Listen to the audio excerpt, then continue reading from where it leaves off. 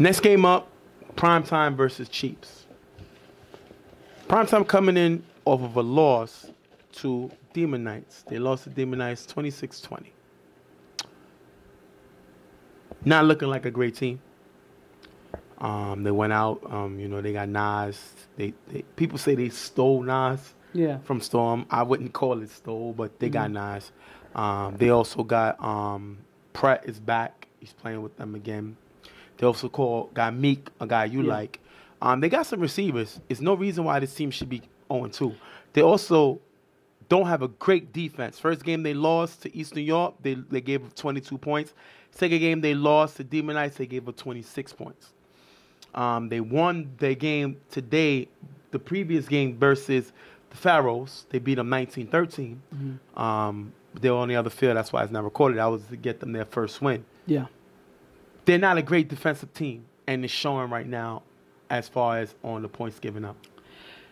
And that's going to be the problem that they deal with for the rest of the season. Them being giving up a lot of points on defense, regardless of how many points they score, they're always going to have to be contending with how much is enough to win the game. Right. Because they have to run up the score to win the game. That's a hard sell for the rest of the season and throughout the playoffs. You're not going to be able to do that all the time. At certain points, the defense has to deliver. Correct. And if they don't, it's hard for me to see them going all the way if they don't. And on the other side, they're going to play the Chiefs, known as Braulio, Team Braulio. Yeah. Braulio, Team Chiefs. And they come in, they lost their first game versus Buttercups. Then they beat Don't Sleep. And now they're playing PrimeTime. This team is up and down. They don't have this game. Ace is going to throw. Yeah. VIP is their starting quarterback. Well, I think Ace is better than VIP. But he's not here, so they're going to let Ace throw. Chiefs, they're not playing like a top team.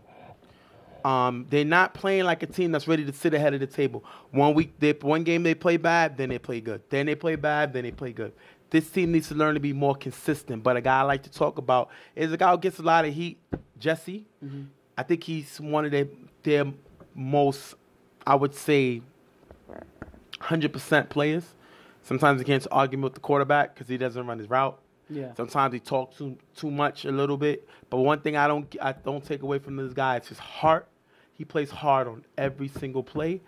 And if he can continuously be that toughness of this team, guys like Asa, JoJo, these guys are going to step up. And this team can be a team that steals a championship with nobody expecting them to do.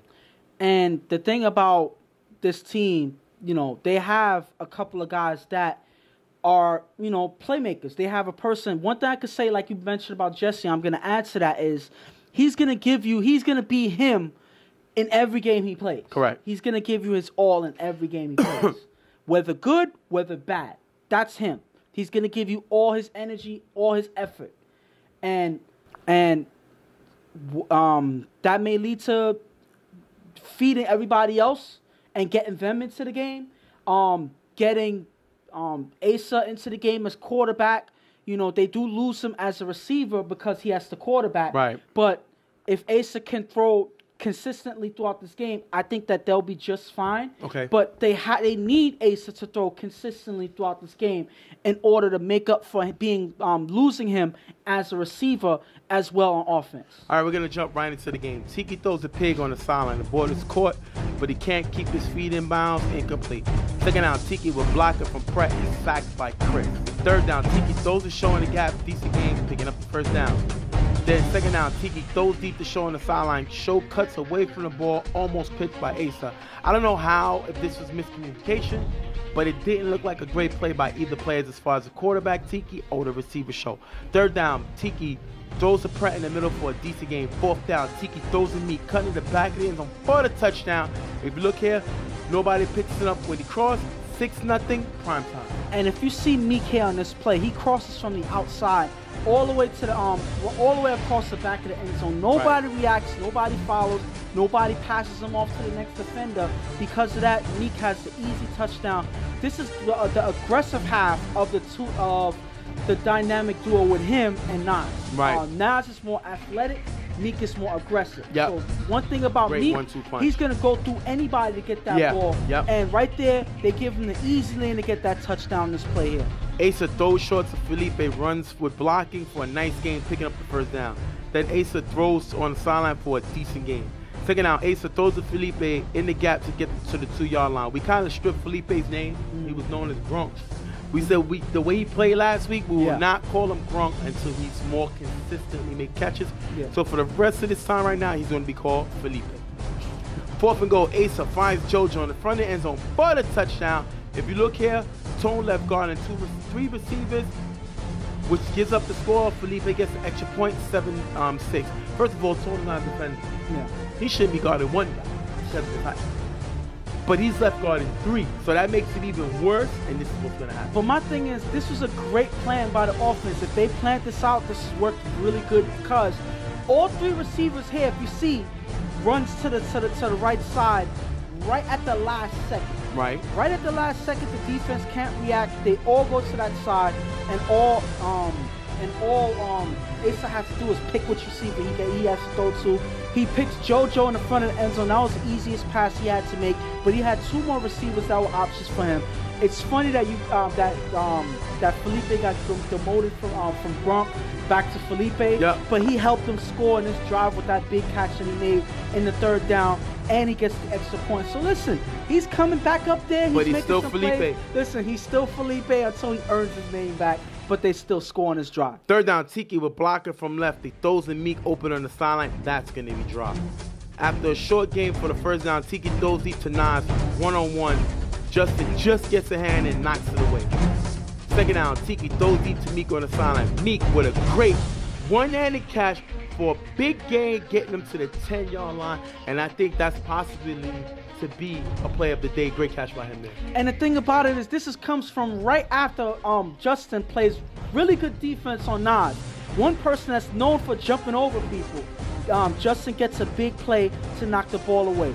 But how can you stop the next thing, which is Meek getting open on the sideline and makes a one-handed catch? I mean, that's hard when you make one great play, but then give up another to a receiver that's just as dangerous. And Meek showing that how talented he is, making that big one-handed catch. 3rd and goal, Tiki finds Meek in the corner of the end zone for the touchdown. Pratt gets the extra point, 13-7, prime time. And how do you stop both these guys? It's nearly impossible. You already gave it away. Meek has the physicality, he's the physical, he's the muscle, and Nas is the finesse. How do you stop these guys? Both height, both got arm reach. You can't stop both of them. You stop one, the other one's going to make you pay, and they do it here. They're focusing on Nas, a person who's known to kill. I think that kind of shook them up that last play that they were able to stop. They barely were able to stop that play, but because of that, the defense shifts away from Meek, and Meek is able to get 2 easy plays for the touchdown. It's hard to split your defense to guard both of them, and because of that, PrimeTime's able to score yet another touchdown. After a short pass for a 1st down, Asa throws to Justin on the sideline, off target, incomplete. 3rd down, Asa finds Felipe in the middle for a nice gain. Last play before half, Asa throws to Felipe in front of the end zone, high, incomplete, taking us into the half, 13-7. PrimeTime is Tiki's the mastermind. You got to give this guy his props. He went out and brought Meek back to this team. Meek and Nas equals trouble for the defense. And we didn't even sprinkle in Show. We didn't sprinkle in Pig. We didn't sprinkle in Tone. Guys lefty. Guys Pratt that can make plays. Those 2 guys are one of the best 1-2 punch in this league. And they're making the show here. The Chiefs have issues that they have to fix. So they're not far away, in the game. They're down 6 points. All they need is a big stop on defense to get the momentum back for this team. The thing about it is it's hard to guard 2 receivers like you just mentioned, Nas and Meek. But I think that they have to watch out for Nas more because he's more of a 2-way player. So on offense, you have to watch out where he's at. Watch out for the jump balls. Do not fall for the mismatch. And then on defense, do not throw his way too much because he's one person that can snatch the ball from you. Second half, remember, it's 13-7 PrimeTime. Asa scrambles past Pig and runs for a decent game, picking up the 1st down. Asa then throws to Felipe in the gap. That's dropped. That's why he's still Philly. Second down, Asa throws to Chris on the sideline for a decent gain. 4th and goal after a short run. Asa on 5 rush, throws to Jesse in the back of the end zone, knocked away by Pig. Turnover on downs. If you look here, no receiver is cutting, and that's a great play by Pig. Pig used to play free safety, so he pretty much knows what receivers like to do, and he's able to get in and break this up. And that's just defensive knowledge right there, knowing where they're going and being able to be there to knock the ball down. That's Pig not watching the defense, not watching the quarterback too much, like I've been saying for a lot of other defenders, paying attention to where the receiver's at so he can see where the ball is going, and he's able to knock that down for a good defensive stop. First down, Tiki throws it to him, opening the gap, runs for a nice gain. If you look here, Jesse steps up during the throw, leaving Tone wide open. And Jesse's flags for the late hit. What do you think about this? They got upset.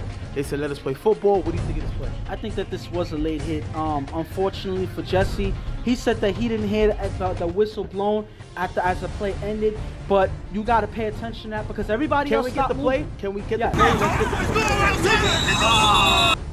Yes, you hear it. So you got to be more aware of what's going on, and you see everybody stop. It's not funny that Tone was the guy who got open in the gap because Jesse steps up during the throw, leaving Tone open. Tone makes a nice catch to get yards, and then Jesse's the same player to hit Tone late, and Jesse's the only player in the field that did not hear the whistle. Another one that their quarterback Asa argued. Listen, I'm not going to get into any conspiracy theories. Let's not do that because there's too many conspiracy theories floating out there. But at the end of the day, listen, he got to be more aware. Let's just say it like that. He didn't hear the whistle. That's unfortunate because I'm sure he didn't mean it as something to do on purpose. But at the end of the day, you got to be more aware of what's going on at moments like that. Tiki on second down, throws short to Nas, dodges Jesse, runs it into the end zone for the touchdown. If you look here, nice block by Pratt on Cheese. Pratt is definitely the muscle. Meek gets the 2-point conversion, 22-7. Meek scored. Now Nas scored. How do you stop these? This Tiki must be like a kid in a candy store when you have these two huge receivers. And I like the fact that Nas made Jesse pay for the late hit on Tone by putting him in his highlight film. Listen, great play by Nas. And that's why I said that's the difference between one and the other. Yep. Meek is more physical. He's going to jump over. over. He's a person that's going to jump over or jump through you to get the ball. Nas is more finesse, more athletic. Yep. He's a person that has better moves. Yep. So if you see here, Nas with the quick move on Jesse before Jesse can react, he's past him. And then the next defender gets there right as he passes the end, so it didn't make any sense at that point. That's trouble for any defender to guard right there. First down, Asa throws a hole in the gap, through his hands, incomplete. Then Asa on 5 rush scrambles, runs for a decent gain, picking up the first down. Asa then throws to Chris in the gap for a decent gain. Second down, Asa throws deep to Chris, cutting in the back of the end zone, picked off by Nas. Nice block here by Pig. Nas runs it all the way to the end zone for the touchdown, ending the game. If you look here, hole was open. But Asa throws to Chris, who was never open. Nas gets the extra point, ending the game 29-7 blowout by PrimeTime. But this is the thing that kills me. If you look in the beginning of at the half, if you look at the half, they were only down by 6 points. So they were right there. And they got the ball back in the half. They couldn't score. PrimeTime scores. Now they're up 2 scores. They give up an interception. Now it's a blowout. Within 2 drives, they turned a game that was close into a blowout. And as you say now, you can see Asa here arguing with the team. He's upset. He's frustrated. Mad that guys ain't playing. They're not playing hard. And they take this loss. And it was a blowout loss. They embarrassed them. Tiki exposed them, went after them with both of his giants, and made this team pay. Listen, at the end of the day, the second half, that was Nas's half. Yep. Let me give it to him. He scores a touchdown and then scores on a pickoff, run back all the way for the touchdown. And shout out, listen. Not to cut you off, I know we talking about Taco, but these two guys, if Darren is doing an MVP, these two guys are in the running. They're 1 and 1A because these two guys have been dominating for their teams. And there's no question why Storm is 3-1, PrimeTime is 2-2. Mostly because the play of these two guys. Taco was brought in to replace Nas, and Nas showing what he does. And I'm gonna tell you this: the funny thing is, PrimeTime is only 2-2 because based on the way his receivers Tiki's been playing with, because none of these receivers were on this team when they had to play with 6 guys that first game when they lost to Eastern York. They was playing with 6, and none of those 6 guys was Nas or Meek. Yep. So if it wasn't for that game, they would probably be 3-1 right now. Yeah, I'm with you. So my thing is this: these two teams have these guys stepping up and taking over their offense. You know, Meek is not even performing at the level as Nas, but he's sitting right there. Like, if it's thrown to him, he could do the same thing. Yeah. So Tiki, everything is on him. Yep. You know, they win this game. You know, impressive play by these guys, but the games are all on him moving forward. He has to play consistently. He has to get these guys the ball, get everybody else in the game, and not make mistakes. But the problem with this is Tiki's been getting into it. Yes. With Quick. And the question is, Quick has been complaining about him getting open. Mm-hmm. And we heard it trickle down to the other players. You know, the other players are, you know, he's venting to the other players. Do you think that this has the potential to hurt them in the long run, as they have to listen to their player? I'm going to say this. It's hard to say, because if they are successful moving forward with the way Tiki's been playing, it's hard to argue with what's going with what's happening on the field. Right. Because if he's still scoring, if they're not being stopped and not losing games or anything like that, then how can you argue with what's working? You're winning. So at the end of the day, if you're winning and you're successful and you're scoring, it's hard to make an argument against it. And the question is, first of all, and I'm giving facts. If you look at this video, I have video footage that somebody got to me. Not going to say who, but I got sources. And this is, you see, Quick talking to Show. Mm-hmm. So because he's talking to Show can't focus on the game because he's venting. I think this has the potential to hurt the team. But the question is, where does he fit in? They got Nas. They got Meek. They got Show. They got Pig.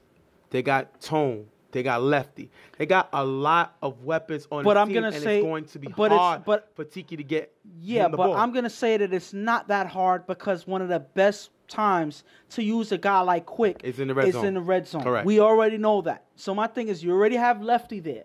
They don't even use Lefty enough, in my opinion. So I think that Lefty and Quick should become the priority players in the red zone. Because but how you need red zone guys when you're able to go downfield and Meek and Nas? That's true. What are you supposed to do? That's true. Nas is probably the youngest player on the team, and he's the best player on the team. Listen, that is true, but that doesn't matter. I guarantee you that they're going to have moments where they get into the red zone and need these guys to make plays like that. So again, I don't know. Listen. They're not going to get every single touchdown moving downfield or catching plays over 2 guys. It's not going to happen as consistently as we think. I guarantee you that that's not going to happen. You know? So, at the end of the day, there should be a part of that offense at least called in and looked for in the red zone. That's my opinion. And on the Chiefs side, they got to decide who they are. This team, one game they look good, next game they don't. One game they look good, next game they don't. This team got to decide if they're here to play or they're here to joke. You can't have a team called Chiefs, but it's called Braulio, and you play like this. This is disrespectful and blasphemy to their fallen brother. They played terrible today. Yeah. Terrible. Put it together. See it on the screen? Terrible.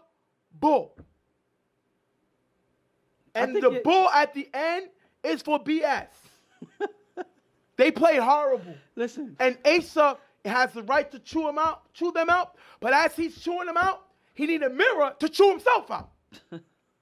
Because they all are sitting with that 29-7 loss that Tiki and PrimeTime put a spanking. They put them over their lap, and they spanked them. Within a few plays. Exactly. At halftime, it was 13-7.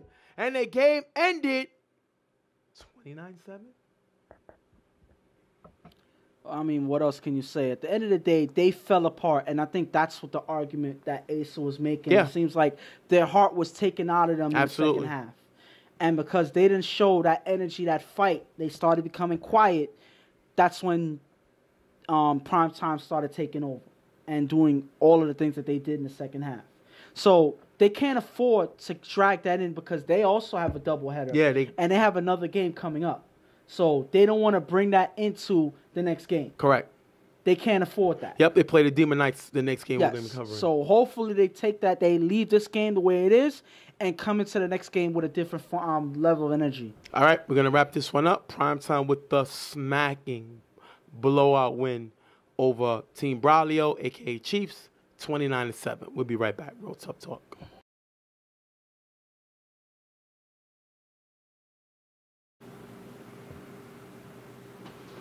Check the mics.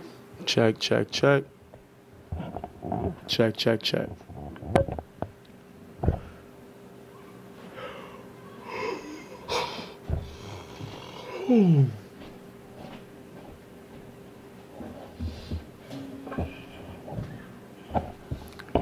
Hey, ready? Yeah.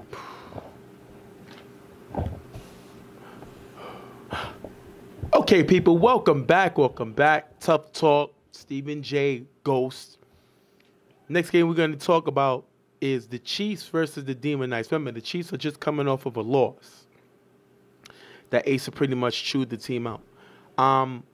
How does a team that's playing back-to-back have to do in order to be able to reset when you play another team after you come up with a loss? The first game? Sometimes after you get everything out of the way for the first game, you have your conversation, you have your huddle or whatever, and you discuss the mistakes that you made. But then afterwards, you put that aside. You act like it never happened. You can't even think about it. Because if you carry anything, especially anything negative from one game to another, it can affect your play in the next game.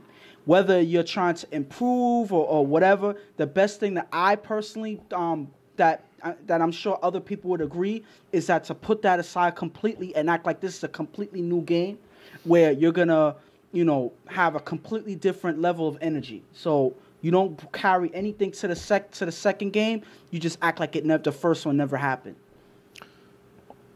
Demon Knights bring in a new quarterback. Fish. I like this kid. Kid is very athletic, decent arm, and he's a big play waiting to happen. I think him becoming the quarterback of this team takes them to the next level. He gives them the ability to be able to compete with any team because of the abilities he can make with his feet and with his arm. I think what makes him more dangerous than the other quarterbacks like Tommy, Prime, is his height makes him more elusive and able to make bigger plays with his feet. I would say in terms of, at the quarterback, he is the C2 version of Shannon of the U. Right. Because he's a person that he does have a decent arm. He can run and extend the time that he can get from being rushed by givers in the pocket to give himself that extra second to make a pass happen. And at any given time, he can take off and make a big play with his feet alone. So that type of skill set that you have at quarterback is something that becomes a nightmare for defenders when they're trying to make plays and you have a quarterback that can extend his own time. Well, we're going to jump right into the game. Hove is going to get the start because, remember, Ace is frustrated from the last game, so he decides not to start at quarterback. So Hove gets the start. After a short pass for the first down, Hove throws to Justin, cutting in the gap for a nice gain. Second and goal, Hove finds Cheese in the corner of the end zone for the touchdown, 6-0. Team Braulio scores right away. The first drive of the game, you see Hove being successful finding Cheese in the corner of the end zone. That's good rhythm for them to start. Even though Ace is not starting at quarterback, Hove takes over at least for the first drive, and they're able to put points up. This is a good way to start in the next game, in their second game. Demon Knights get the ball. Fish on 5 rush throws the line in the sideline, who runs for a nice gain, picking up the first down. Fish on 5 rush runs in the gap for a decent gain. Second down, Fish scrambles and throws to Keyshawn in the sideline for a nice gain, getting him near the 5-yard line. If you look here, JoJo sees Matt in front, but doesn't see Keyshawn in the back. Fourth and goal, Fish scrambles on 5 rush, cuts out then cuts it back in, runs into the end zone for the touchdown. Ace is going to pick off the extra point, but it's going to be a 6-6 tie. And this is what we talked about with Fish before we started going over the game. He's a person that not only can extend the play with his feet, but also can take off at any given moment. He cuts in. On this play, he decides to take off. He cuts on the outside. He makes the guy miss, cuts back inside. By then, the guy is getting blocked, and he has a free release running into the end zone. That is an impressive run that he just does that. At any given moment, he can take off and score at moments like that. Demon Knights go for the onside, but Flash gets flagged for contact during the fair catch, giving Braulio 15-yard personal foul. Asa comes back in to throw. I don't know why they playing musical chairs, but I guess he saw, he calmed down a little bit. He got an interception on extra point, so he's going to come back in to throw. He's going to throw to Chris on the sideline for a decent game. On second down, Asa finds Hove in the corner of the end zone for the touchdown. JoJo gets the extra point, 13-6. What I like about this is Hove threw the first touchdown of the day. So Asa decides to thank him by throwing a touchdown to him. Great play by these guys, 13-6. Braulio. But I think one of the big contributions to this drive was that flag that Flash earned on the onside kick, because that got them to, I believe, the 35-yard line, and all they had to do was make two decent passes for that touchdown. So when they were put in a good field position, they were able to take advantage and score yet again. Second down, Fish scrambles on 5 rush, throws the Matt on the sideline for a nice game, picking up the first down. Once again, we see Fish using his feet. So this time he scrambles to buy more time and then able to find Matt for the first down. Great play by Fish. Scrambling, making quick moves to keep the ball giver from rushing in, and because of that, he buys time to make a play like this. Second down, Fish scrambles on 5 rush, throws a line in the corner of the end zone, knocked away by Asa. Asa's a quarterback, but he's showing the ability to be a very good defender. I think he's even showing a lot being a better defender. He's known as a quarterback. He's a decent offensive player, but when I got him to coach, when I was coaching SYS and I got this guy to play, I saw a capable defender he could be when he's focused on that side of the ball. Great play by him here. Fish on third down runs on 5 rush for a decent game.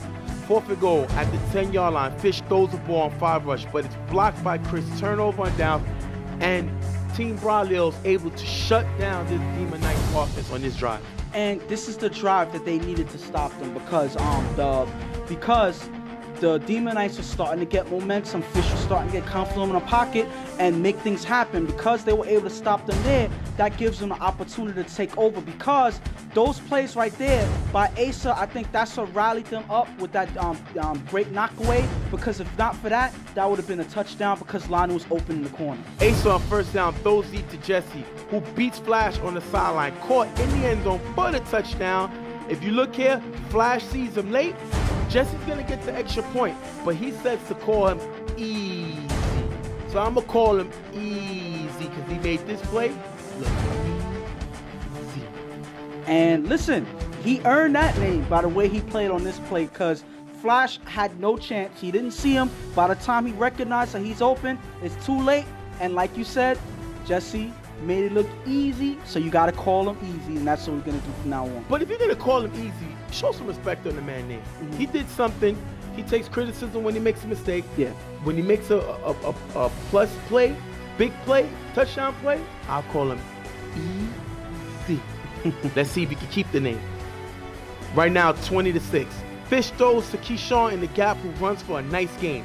Then Fish with a quick pass to Flash on the sideline for a short game, picking up the first down. The clock is running.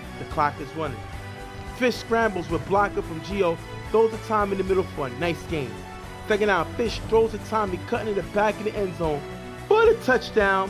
If you look at Asa loses time in the back, Gio gets an extra point, 20-13. I just gave Asa credit for making a big play, but this is why I say his defense is starting to improve, but he tends to make mistakes once in a while, and this when he loses time in the back, time makes him pay. But the thing about it is, I put this not only on Asa, I think that he was at fault for this play here, but you got to communicate amongst your defense. So everybody got to be talking. When one person is passing along or whatever, you have to pass that receiver to another defender. Without that communication, you're going to miss plays like this where the receiver lines up in the back and is standing there wide open for you before you're able to react for it. That's going to take us into the half, 20-13. If I'm Team Braulio, Ace is doing what he needs to do, moving the ball. We have to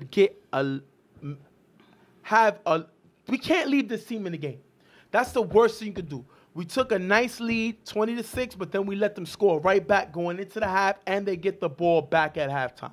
Asa got to continue to move the ball, probably get his feet a little more involved in the running game, and also find guys like Cheese and find guys like Jesse, guys that he was able to find in the beginning of the game. He got to keep going to them and see if we could be more successful, because we cannot let this team, Demon Knights, sneak back in the game. And in terms of the Demon Knights right here, Fish has to be the engine that makes this team go. Without him playing the way he does, earning himself some extra time, those plays that he made early in the game cannot happen. They need much more of that, but they need some defensive stops. They haven't had enough of that in the first half. They need some more of those if they're gonna be able to come back in this game. A few defensive stops and Fish doing what he's been doing in the first half, and I think they'll be in better shape in the second. After getting the first down, Fish on second down throws the G on the gap for a decent game. Third down, Fish on 5 runs for a nice game. But Flash is flagged for blocking it back, bringing the ball back to the 15-yard line. What do you think of this play? I think that this was a block in the back. He got there a little too late trying to make a block, but right at the last second, he got the person's back clearly. That's at least 30 yards combined in plays that he earned on flags that hurt this team. One on offense, now one on the special teams, and now one on offense. Hopefully they can recover from a flag like this. Well, fourth down, Fish finds line in the front of the end zone for the touchdown. If you look here, the defense not playing the line, gives Fish a wide open lane to throw the line, and they're back in the game 20-19. And this is Fish taking advantage of the defense, seeing that they're not playing in front of the end zone, and he has a receiver line up right there where they leave, and that's an easy pass for Fish to make. Fish showing not only does he have the ability to stay in the pocket and earn some time and take off, but he has an accurate arm when he is given the opportunity, and he's able to score yet again to get them back in the game. First down, Asa pumps and throws to Jesse one-on-one. Jesse jumps, tips it, and makes the catch over the defender here in the end zone for the touchdown. 26-20, that is a big play. Miguel gets the interception on the extra point, but that is a great play by Mr. Easy. And that might be a play of the week. And definitely, because he pretty much was just straight up on effort. Yep. Jumps over this defender here, tips it to himself in the end zone. Like a Dennis Rodman rebound. Pretty much that's exactly what it was. He boxed him out, he tipped it, and then he grabbed the rebound, or he grabbed the ball for the touchdown, and he just made it look easy. So again, yet another play where he earns that name Easy, because he makes it look so easy on these plays. But you're not saying it right. No, I'm not going to say it like you. It's easy. Easy. No, okay, that one is better. I like easy. Like you got to ease into it. Whoa. What? Hey, yo. Hey. Ease into the name. What am I? Hey, yo. I don't know. Come on, bro. Be easy. That's exactly what I did. Go jump right back into it. 26-19. Team Braulio with the lead. Fish on first down. Throws deep to Keyshawn on the sideline. Justin with contact as he goes for the ball. Incomplete. Demon Knights believe it's pass interference. What do you think of the call? No, this was not pass interference. This was a bang-bang play right here. If you look and slow down the play, as the ball was thrown deep, the defender puts his hand down on the defender going for the ball, and it happens right as the ball is in the vicinity to be caught. So because that happened right then, almost at the same time, the ref does not throw it. I don't think any ref would throw a flag like that, because it was close enough for it to be a legal defensive play. It's crazy, because I think that's the play that I was on. They went crazy, and they said that's a flag. people told me this and that. That is not a flag. That's a football play.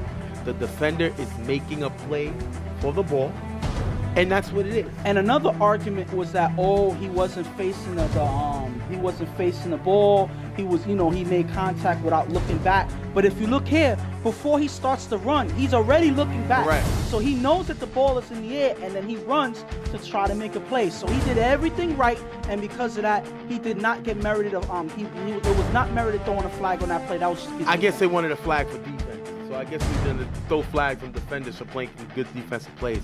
Second down, Fish throws to Keyshawn in the gap for a decent game, picking up the first down. Third down, Fish throws a line in the gap, off target, picked off by Asa, giving it back to Team Braulio. And like I said, when Asa is focused on that side of the ball, he can be a very great defender. We see him make a big play earlier. We seen him intercept the extra point. We see him get another interception this game. He is playing great defense. I think the team, Demon Knights, was worried too much about the pass interference call, and they let that leak into this drive, and they throw a bad interception, bad throw by Fish. And I think that Asa, I don't know what advice he took. Did he take the what I mentioned earlier about leaving the last game alone, right, or actually using it to fuel your play in this game? Whichever the decision that Asa had, or whatever's on his mind, whatever it is, it's affecting his play in a positive way. Not only is he playing decent at quarterback, but he's playing lockdown defense right now, and it's benefiting his team right now. Second down, Asa throws a hole open on the sideline for a nice game, picking up the first down. Second down again, Asa throws the cheese on the sideline for a short gain. Third down, Asa throws the cheese, cutting in the back of the end zone. That one is dropped. Last down, we're blocking from Jesse, what we call Easy. Asa throws the JoJo in the corner end zone. That one is dropped. Turnover on down. And this is why Asa was furious with the team last game. Certain times they don't seem focused. We had 2 straight drops. One that would have been both of them would have been touchdowns, and they're both dropped. And I don't know how Asa was able to keep his composure after this. Listen, they're playing a close game here. They can't let any negativity get into the game, but this is something that you have to make. Those catches is inexcusable to drop catches like that. Right. That changes the whole momentum of the game, especially knowing that the other team is right behind you trying to take away yours. So you got to make those catches, no ifs, ands, or buts about it. My only problem with this is they had Jesse blocking. Jesse just made 2 big touchdowns in the game. Why would you not have him go out as a receiver? You got him blocking. That is a bad call.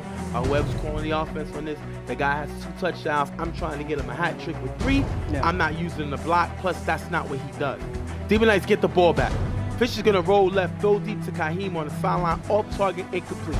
Second down, Fish throws the mat on the sideline for a decent game. Third down, Fish throws deep to Kaheem, cutting in the middle. Kaheem with a nice catch and runs for a big gain, picking up the first down. Great catch by him. And he just went out. He went over and took that ball. That's when a lot of quarterbacks tell you, do not stay waiting for the ball. You go and get it. Right. And that's exactly what Kaheem does.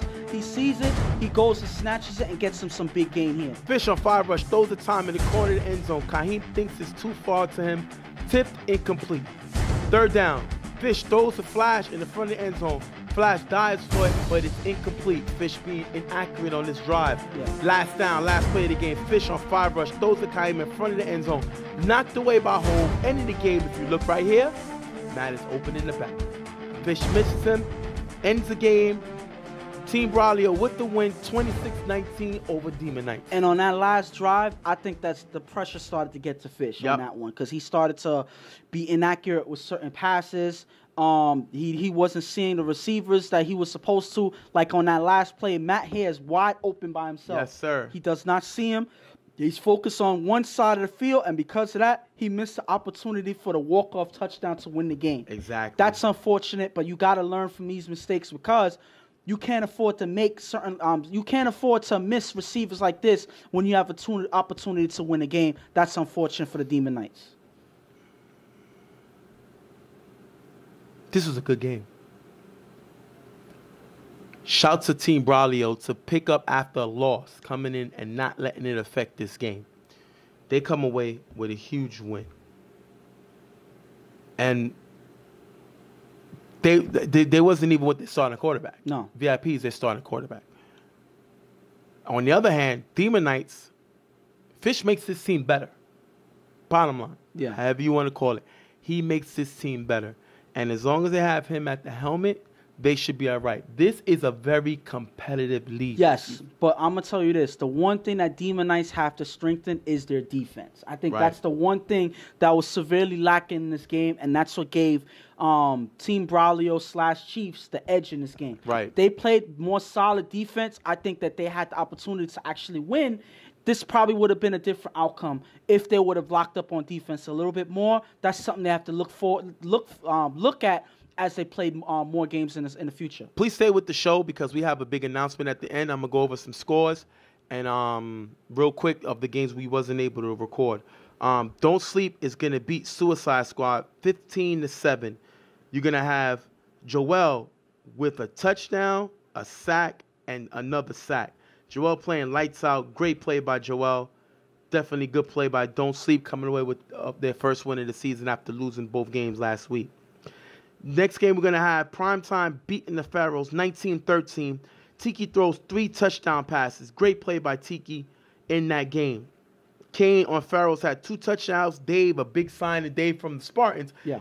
They brought him in. He caught a touchdown. I think he's going to make the Pharaohs a better team. Definitely great play by him. Next game, Pharaohs beat the Commission in the shootout, 34-28. And Jay from Commission actually threw a great game. He had 4 touchdown passes. Great game by him.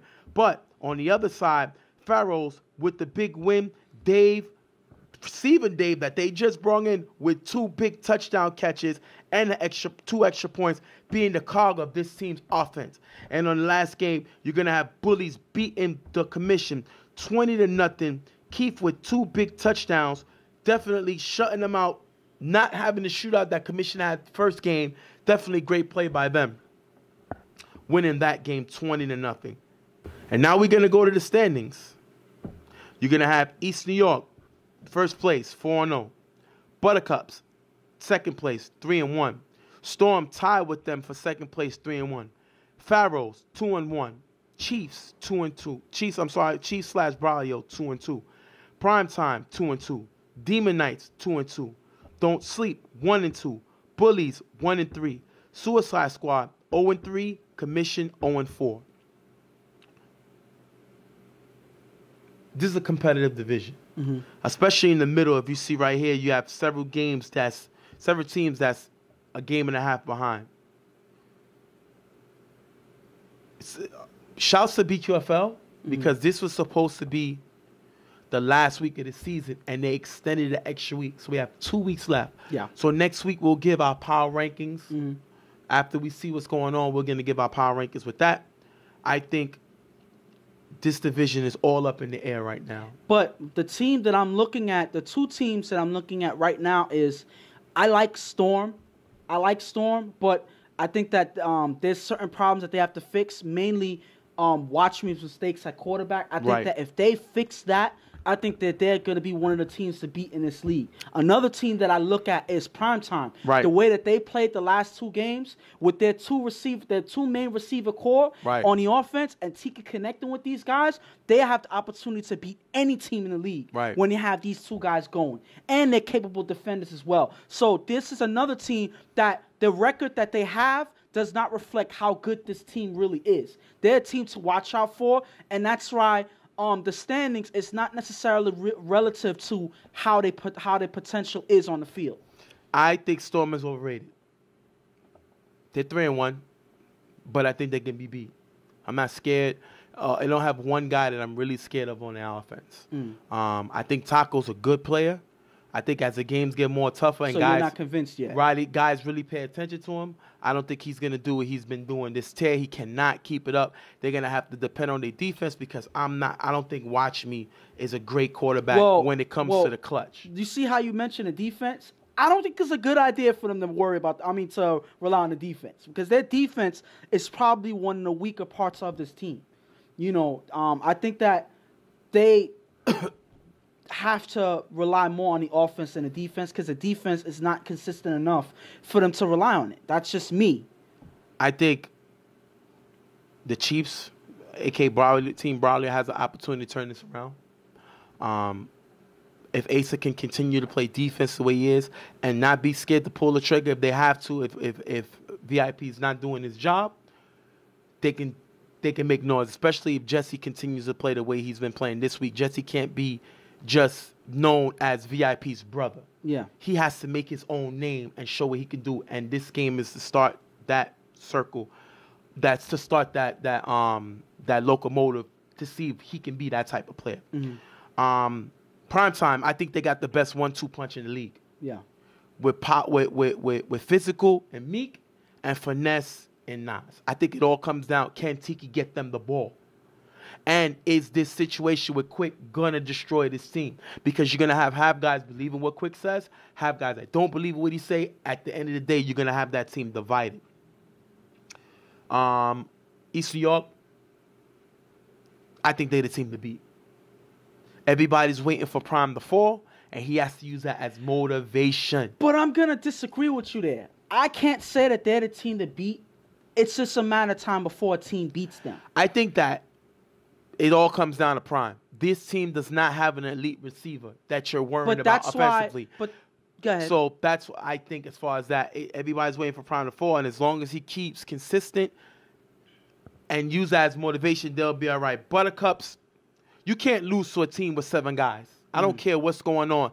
They need to worry about game at a time, and Tommy cannot play this badly. This was one of the worst games I've seen him play this season. He looked terrible, and he only put up 6 points against a team with 7 guys. I believe Buttercup showed their hand. They showed their weaknesses in this game. Pharaohs is going to go in the next direction by adding Dave. Dave is a great tight end, and he's a quarterback.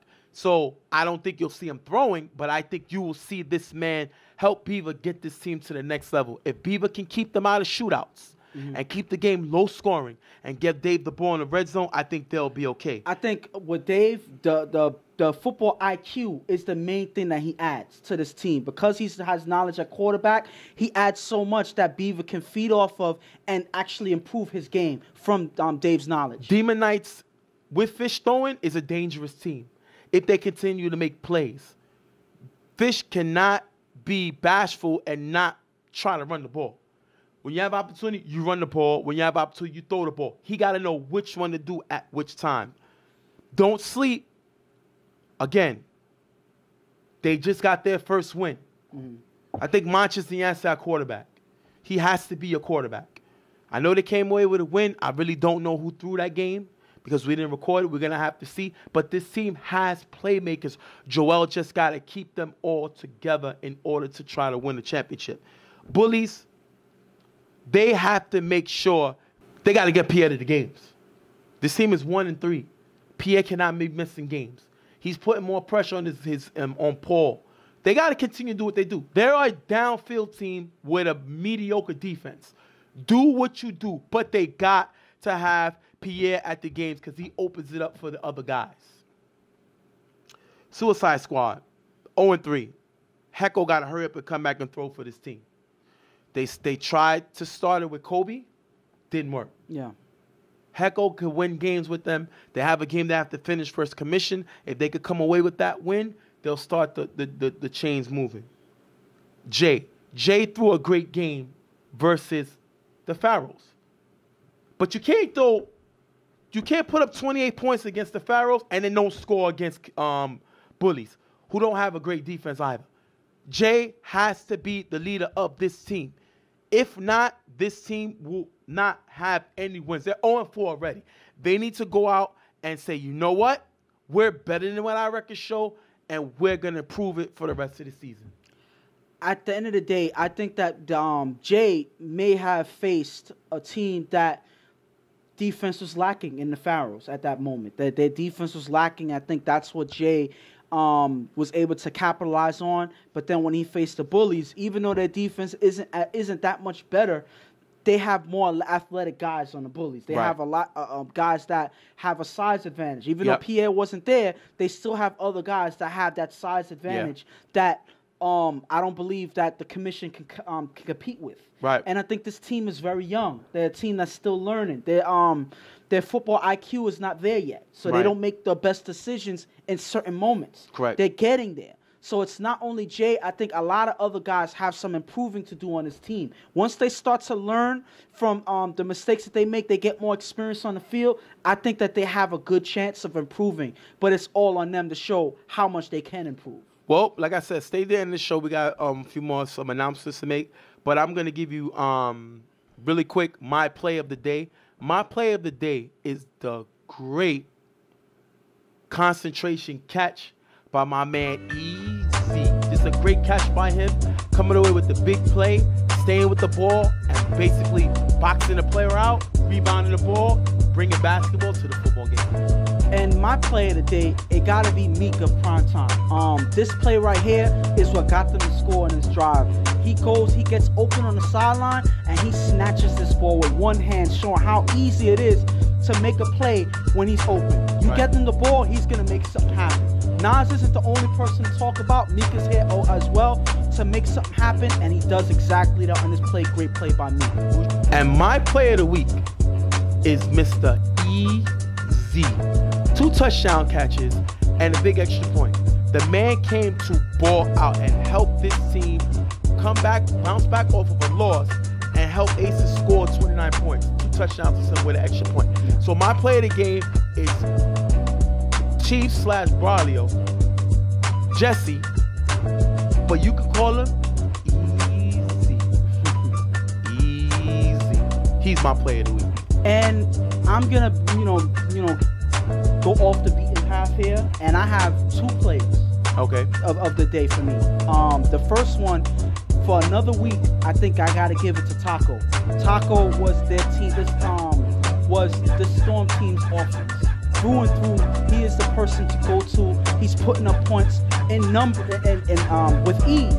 How does he show himself from last week, getting 4 touchdowns? By getting 3 in 2 games this week. This man has been this Storm team's offense. Whether win or lose, Taco is performing at a high level, and he is their go-to guy on offense. That's why he wins it yet again. But I can't give him he can't be the only guy. So he's the Cole. So he's the Cole. The other Cole player of the week, it has to be Nas of PrimeTime. I got to give it to Nas because he did it on both sides of the field. He got a touchdown in one drive, and then right afterwards, he gets an interception run back in the next drive to pretty much put the game away. Right. So I got to give him the player of the week, at least the co-player of the week, because I can't choose which person was more important for their team in this week. Yeah, that's some great picks. I gotta go back and fix it. He can do 3 touchdown passes. Yeah. But not 4, as you saw on the screen now. But what I like the fact is, like you said, he got the ball to his 2 best go-to guys, and he was able to overlook everything that's going on the sideline and put up points. Yeah. Which is something he doesn't get enough credit for. Now, the other thing we want to talk about is BQFL is having a free entry tournament. So basically, what I've been told is it's going to be between $100 to $200 entry fee. And if whatever division you're in, based on if you win the tournament, you will be able to not only get into the league free, you will get dry-fitted shirts for your team. That is a great thing right there. Because now you don't got to worry about ordering shirts. You don't got to worry about getting money together for the league. It's covered. Yeah. So all you're worried about is ref fees. Tell me that's not something great. For only between $100 and $200? And the thing about it is that's more football. Who could complain about that? Correct. That's 1. 2, whatever happens, especially for a team that comes up short in this league, right here, they could compete. They pretty much get their money back. Exactly. And play yet again in another season without having to worry about paying. So that's just, there's no reason not to go into this tournament if you're a team that's playing, at least right now, because you have the opportunity to get everything back. Yep. If it's a successful season, but even if you win, you want to keep the streak going by going in this tournament and winning something else. So my thing is this.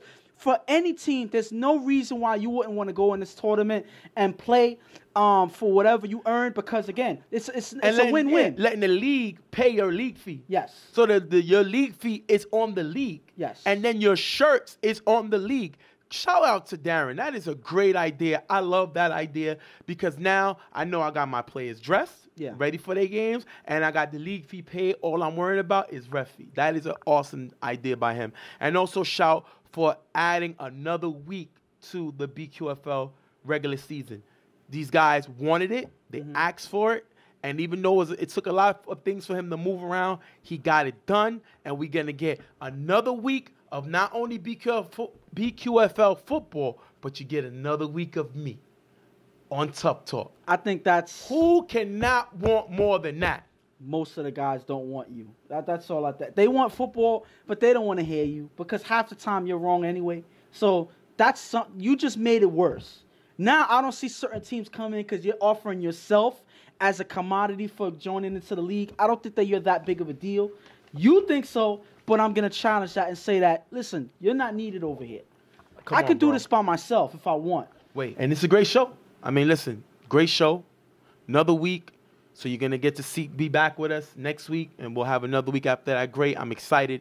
You know, make sure y'all reach out to the commissioner, Darren, for that free entry tournament. It's going to fill up quick because everybody wants to get in free. Yeah. Everybody wants those drives fitted, so make sure y'all check that out. We're going to thank y'all for being here with us. On behalf of Real Tuff Talk, I'm Stephen J., my partner Ghost. We're going to see y'all same time next week, Friday, on Real Tuff Talk. We out of here. Much love.